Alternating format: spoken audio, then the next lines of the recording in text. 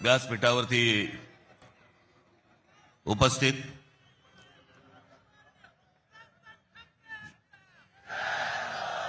शिवसेनेचे पक्षप्रमुख उद्धव ठाकरे,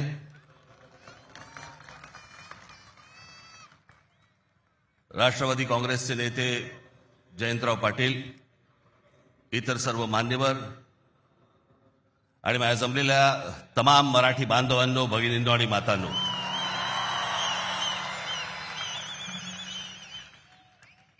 खरं तर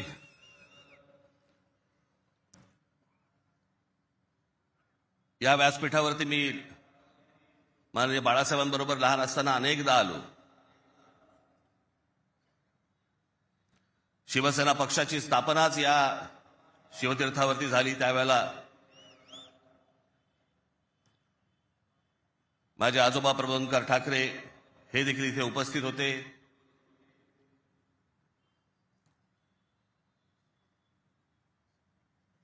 माझे वडील श्रीकांत ठाकरे हे देखील उपस्थित होते.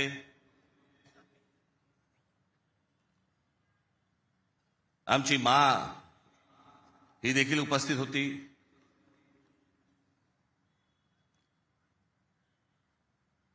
खरं आज या क्षणाला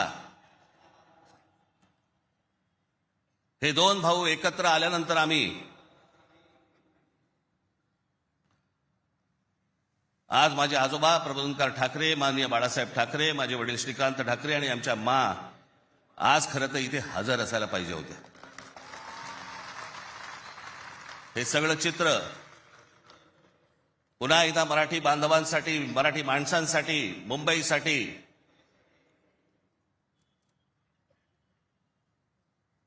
हा आम्ही दोन भावांनी उभारलेला सगळा लढा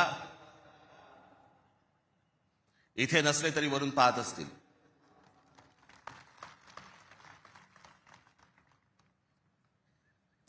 आज बऱ्याच गोष्टी मी आपल्यासाठी जरा थोडंसं घेऊन आलोय.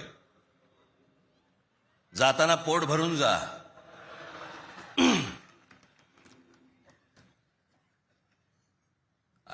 अनेक सामाजिक संस्था आहेत, मराठीवरती काम करणारे आहेत, अनेक लोक आहेत, ज्या लोकांनी अनेक दिवस आवाज उठवला या सगळ्या विषयात. मी सर्वप्रथम त्यांचे मी आभार मानतो. दीपक पवार आहेत, त्यांच्याबरोबरचे अनेक सहकारी आहेत, त्यांचे आभार मानतो. अनेक टेलिव्हिजन चॅनलचे आणि वर्तमानपत्रांचे संपादक आहेत, पत्रकार आहेत, त्यांनी गेले काही दिवस जी आम्हाला साथ दिली त्याबद्दल त्यांचेही मी मनापासून आभार मानतो.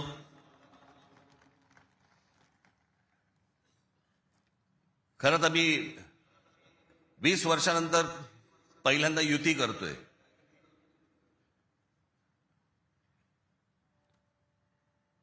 आणि त्याच्यामुळे अनेक या युतीच्या सगळ्या अख्ख्या प्रोसेसमध्ये अनेक लोकांना तिकीटं दिली गेली, अनेक लोकांना तिकीटं नाही देता आली, अनेक जण नाराज झाले, जे जवळचे होते, सहकारी होते. काही जणांना वाटलं दुसऱ्या पक्षात जावं, काही नाराज झाले, काही रागावले, काही गोष्टी झाल्या, होतात. त्याला काय, आमच्या पण हातात काही गोष्टी नसतात. पण त्यांना दुखवणं हा काही आमचा हेतू नव्हता. पण तरी मी त्या सर्वांची, जर दुःखी झाले असतील, नाराज झाले असतील, त्या सर्वांची मी दिलगिरी व्यक्त करतो.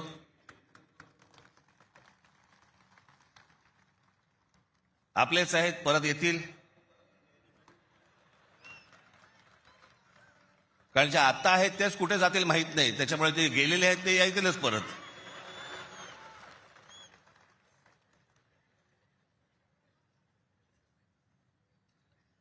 त्याच्यामुळे ह्या सगळ्या गोष्टींमध्ये मी त्यांना समजू शकतो.